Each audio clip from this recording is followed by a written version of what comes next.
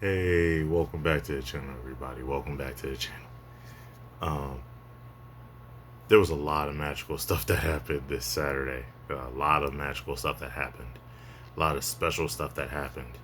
Um, so many magical things. So many magical games. So many magical performances. This is one of the best college football weeks of the season.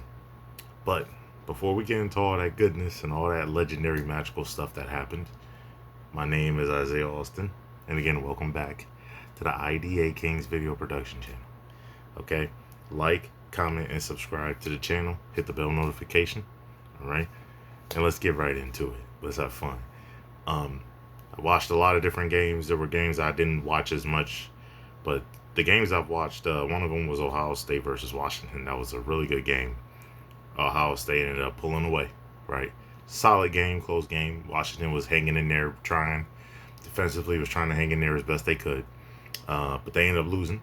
Washington did to Ohio State, 24-6. Ohio State showed why they're the number one team in the country. Um, Great defensively, fantastic defense. Last four games, including the Washington game, um, they have only allowed a total of 22 points. There was not a game where they have allowed more than 10 points in a game. It was a great season so far defensively under Matt Patricia. Okay. Um, Ohio State did some good things.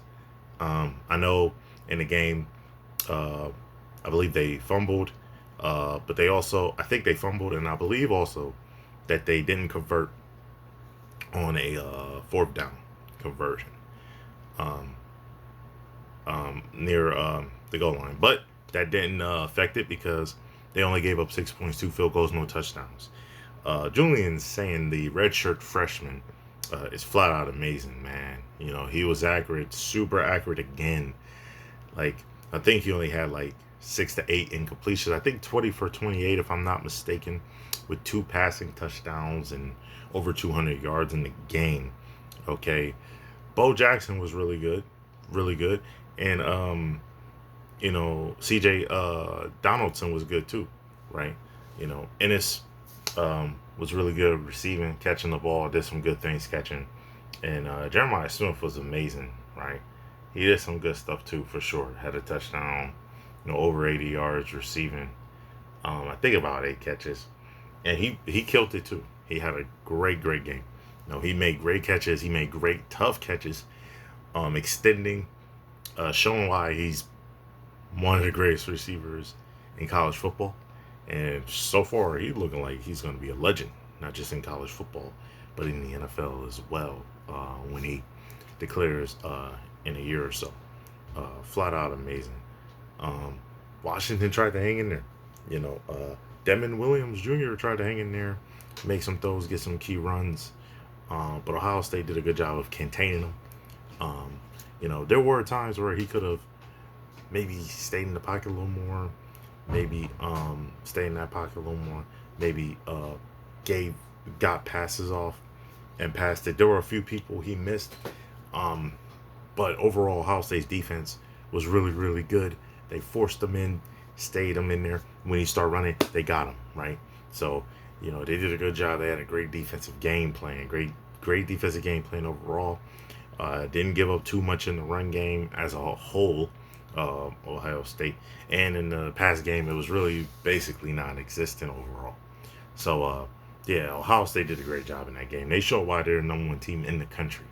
Okay, another big game that was flat out magical, legendary, was Oregon versus Penn State. If I'm not mistaken, Oregon was up 17-3. Okay, and then Penn State came back, start roaring back. Drew Aller did struggle in the game, but he was doing some clutch things. But he did struggle. Was not accurate with the ball. Had 2 touchdowns, passing touchdowns. He did run the ball well. 9 carries for like 42 yards. But he was not accurate. He did miss some throws and stuff like that. But Dante Moore was magical in that game. Okay, he is one of the best quarterbacks in the country. He's a beast. He's a redshirt sophomore. I think he started off. No, he was originally there at Oregon first signed, but then he decided to go to, if I'm not mistaken, I think it was UCLA, and started like 5 games. and then he came back and then sat behind um, Dylan Gabriel at Oregon, and he learned the game, and he was balling in the game, balling. Like I said, about over 240 yards, about 3 touchdowns, was 29 for 39, threw the ball a lot, but still had good completions. I mean, the offense was starting to get going. The defenses at first, they were starting off the first about 30, 40 minutes, they was in there, right? Doing great things. But then the offense for both teams started picking up really, really well. And, you know what I'm saying? Great receptions, great touchdowns, different things like that. And then, that was some good stuff. Great stuff out there, you know. But, Oregon was doing it as best as they could in the run game defensively. They had big time key plays, big time key plays. They forced a turnover to end the game um, against Penn State. They were up 30-24. They missed a 2-point conversion. I think it was fumble pick or something like that. The defender tried to run it back. Tried to run it back for Penn State. But then Penn State ended up getting it. Drew Eiler underthrew the receiver, which led to a linebacker coming up and picking that ball off, okay? That's what happened. And that ended the game. That was a magical game, though. That was fun. Penn State did show defensively at times why they could be top three. But but Oregon did a good job. Oregon did a good job. Okay. That was Penn State losing was one of like 4 teams in that top 8 that lost. Okay. That lost in college. That lost in college football in that top 8. Crazy work. Another team that lost, one of those teams that lost, that was in the top 8. They'll probably be outside of it, maybe. LSU lost to Ole Miss. Ole Miss is now 5-0. They're ranked 13 right now. They beat the number 4 team, LSU. Okay, they beat them 24-19. Okay, that's what happened. Ole Miss, man, Trinidad is a beast. He can run the ball well. He passes the ball really, really well. Came from Division II. He came from a lower end college. Now he's at the Division I level. You know, as a junior and just flat out balling. Like how Shador was doing balling, coming from Jackson State, going to Colorado, just hooping. He's flat out dominating, killing it in the SEC, making all the runs and passes, doing a lot of great things. Dissected the LSU defense at times. At times just dissected them real good. Okay, dissected them real good. 14 carries for like 70 yards. He had over 300 yards passing. Had a touchdown, had an interception. But he did good stuff, man. The run game and the pass game helped him really, really well. Really, really well. Just flat out amazing. LSU got Garrett Nussmeier. He's, arguably a top 5 quarterback, top 5 draft pick in this upcoming draft. Okay, he was struggling. He'd been struggling and struggling bad. In this game, he definitely struggled. Inaccurate. Had a slow start with his accuracy. Threw a key interception. Things of that nature. So, the offenses looked really bad overall. Right? Sluggish. Looked bad. Looked inconsistent. And that's the problem. Right? The defense has been carrying them overall. But they couldn't carry him enough in this game because they did lose. But overall, Ole Miss did a good job. Lane Kiffin's done a great job coaching, and LSU will have to answer for the offensive woes they've had throughout the year. Another great game. Alabama versus Georgia. Magical game on ABC at 7:30. Fun game. All right. Alabama started off really, really well. I believe, if I'm not mistaken, they were up 14-0. They scored 24 points in that first half. Georgia stormed back. Started coming back, started forcing some good things, and Alabama didn't score in the second half. They didn't score in the second half. Ty Sampson sat there and had a good game, right? He had almost 300 yards receiving, almost 300. And he had 2 touchdowns, and he had a rushing touchdown as well. He was doing a lot of good stustuff. J.M. Miller, he did some good things in the run game a little bit. had almost 50 yards. He got some carries in there.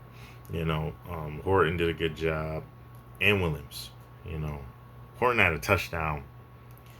Um, but overall, they did a good job. Alabama found a way to get a tough win by 3.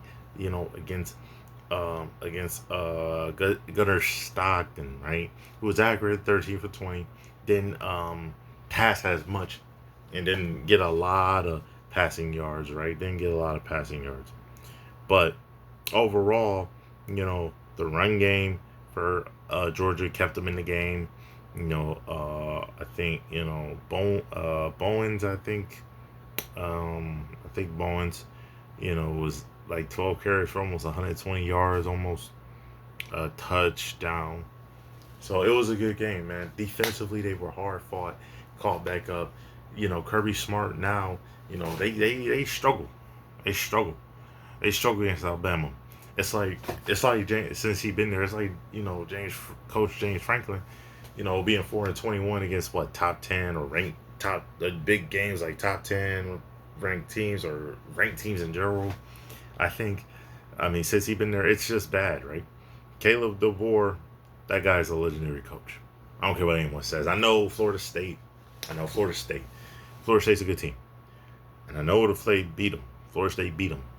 But Caleb DeBoer in these matchups, especially in the SEC, has been magical. He don't really lose. He's a legendary coach. I think he's now 7-1, 6-1, somewhere in that nature. When it comes to playing top 10 teams, and stuff like that, he knows what to do. He knows how to win, when to win, and where to win. He knows what to do. Sometimes they could say maybe they play down to the competition at times. I've seen a few times of that even at Washington, but that team is still good, man. Georgia is a good team, and Alabama's a good team, and they'll figure it out. Alabama started getting better. Once that happened, right, when they lost to Florida State, it was a gut check moment right there. It was gut check time. They checked their guts and said, this is what we got to do to get better, and they did that. They got way better. So shout out to Alabama. They're a great football team, historically coming back. This was a low defensive scoring game, and this next one was Auburn and Texas A&M. Texas A&M was ranked 9th. Auburn was unranked. Texas A&M held Auburn to 10 points, but they only had 16 points themselves. Jackson Arnold, watching the game, he was getting sacked. There was no protection. It was tough sledding for him. He had a tough day. I'm just being honest. Wasn't getting that much protection, getting sacked all over the place. He barely could get throws off, stuff like that. So that was tough. Texas A&M gave them some trouble. Reed was struggling a little bit, 15 for 22. Nothing crazy, over 200 yards. He had an interception. Didn't have a touchdown. He didn't have a touchdown at all. But Le'Veon Moss had, I believe, 21 carries for 134 yards, if I'm not mistaken, and a touchdown. Flat out baller. Flat out amazing. Flat out dog. Maybe more than 134 yards, but that man was a dog. Was a flat out dog. Okay, Owens had three catches, or three. Yeah, I think, what was he? 3 carries for, I think, 52 yards. He ran the ball well too. Another player, KC, the receiver, was 7 receptions and 113 yards, balling. Flat out amazing. He was flat out cooking too. So Texas A&M did a great job defensively. Put Auburn in a bad situation after they came back and lost to Oklahoma the week before. So you got to be careful of that. Auburn has a chance to get their season back together, but it's a tough stretch they're going to. Tough stretch. Okay. Another game that was really, really crazy was Indiana. They only had 20 points against Iowa. Iowa had 15. Indiana won the game. They're 5-0 now. They grinded out a tough win. I didn't get to watch this game as much, but they did grind it out a tough win. Fernando, was gutting it out, 13 for 23, over 200 yards, 233. He did his thing, gutted it out, right? He gutted it out.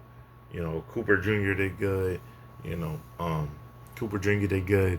What I'm saying? He did real good. He did real fundamentally sound. He had a good game. along with Elijah. Great game, right? 6 receptions for like over 100 yards, over 132 yards or something like that. Touchdown. And Cooper Jr. had a touchdown too. So, they ran the ball real well. They did good stuff, right? They did some solid things, you know, did some solid things. So shout out to that, Indiana put on a gut check win against Iowa, who, Iowa's a real good team. You gotta be careful. Iowa's a good team. So, they're a tough team, especially defensively. So they got that win. Tennessee beat Mississippi State. Close game, went to overtime. Close game. Tennessee pulled away. Joey Aguilar had a few picks, but that brother was slinging that ball around over 330. Over 330 when it comes to yards. You know what I'm saying? So he did good. Matthews, man, was keeping them there with 6 receptions, over 118 yards. You know what I mean? Same thing same thing with a great, I think, Bertrell or Burrell the second. Believe so. 6 receptions for like over 100 yards, a tutty. So they did some good stuff too, along with Bishop. The running back did great stuff too as well. Forcing Mississippi State, in a high scoring game, putting them in a high scoring game. Mississippi State was hanging in there, throwing the punches. Blake Sharpen throwing them punches as a quarterback, just throwing them punches, getting a touchdown, throwing them punches. And so I got to give a lot of credit to Mississippi State for hanging in there. But Tennessee took away, grinded out and took it. Okay, that's what happened. So shout out to them. All right, Georgia Tech was in a tight battle, man. They was down some points too. They were down like I think it was like, if I'm not mistaken, I think it was 20-3. Oh my goodness. Didn't know they were gonna win. But let me tell you something. There's one guy. This guy needs to be in the Heisman conversation if he ain't already in there. And that is Haynes King. Haynes King is that dog, that special beast. He's that special dog and that special beast. Okay? He had over 240 yards passing, a touchdown. He was accurate, 28 for like 42, accurate. He had over 20 carries, 21 carries, and had over 100 yards and had about 2 touchdowns. That dude was running and passing. That dude was a beast. That dude does a lot. He's an NFL type quarterback who can do the beyond and run the ball. He's so good, so special, so dynamic as a running back. Rivers, did his thing with like 77 reception yards and a touchdown. And then, you know what I mean? And then Kenny, 70 yards on 4 receptions, man. He did his thing, right? Wake Forest had trouble. They started unraveling a little bit as Georgia Tech started coming back. Right? When Georgia Tech started coming back, forced overtime, and boom, that's what they took over. And Wake Forest couldn't stop that momentum because that momentum was already there. Georgia Tech kept getting the ball. And then they couldn't stop the momentum. So, Wake Forest is a better team, but Georgia Tech was just a better situation. Georgia Tech is a better team. They're ranked 16 for a reason. They're going to probably sneak up in the top 10, maybe somewhere in that top 13, the top 10, somewhere in that areas, right? Okay. USC versus Illinois. That happened earlier in the day, in the afternoon on Fox. Joel Klatt, okay, and Gus, man, let me tell you something. Gus Johnson, legendary announcers talking, baby. But that game was even more legendary and special, right? Jaden Mayava did his thing, 30 for 43, had over 360 yards passing, right? That's the truth. He cooked. He did his thing. Okay, he did his thing. So, and touchdown, he did throw. I think he threw like a touchdown or two, threw a pick, big pick, real big pick. But they was good stuff right there, man. Good stuff.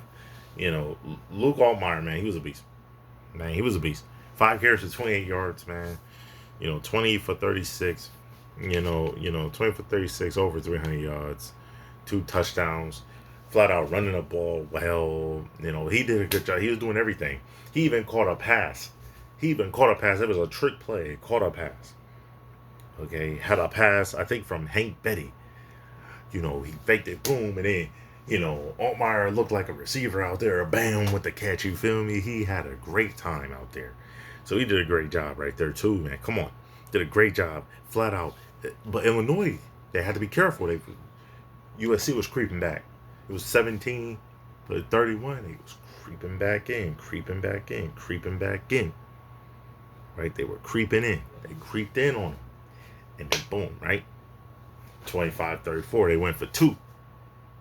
They went for two. Went for two. I think it was, yeah, they went for two. I think it was 25. It was 20, yeah, I think it was 25, maybe 31. Then what happened was, USC got another touchdown, 32-31. Altmaier and Illinois started running down the field, getting good plays, big plays, kicked the game-winning field goal, boom, game over now. Feel me? Great job by Illinois. Great comeback win and great response after losing about 60-3, 60-10, somewhere in that crazy area, getting dismantled and dog walked by Indiana. So shout out to them. Another great game happened late at night. BYU now is undefeated still, 4-0 against Colorado. Was 2-3. Okay. Bear Brogmeyer is a beast. He's a true freshman, I believe. I think redshirt freshman, true freshman.